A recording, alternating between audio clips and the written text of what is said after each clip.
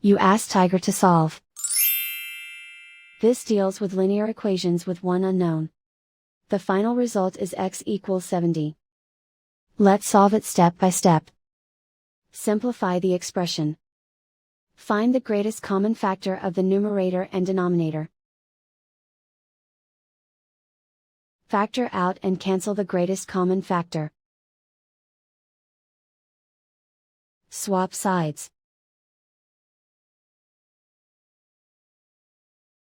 Isolate the x. Multiply both sides by 100. Group like terms. Multiply the coefficients. Simplify the fraction. Multiply the fractions.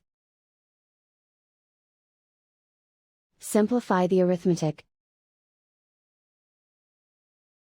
And so the final result is x equals 70.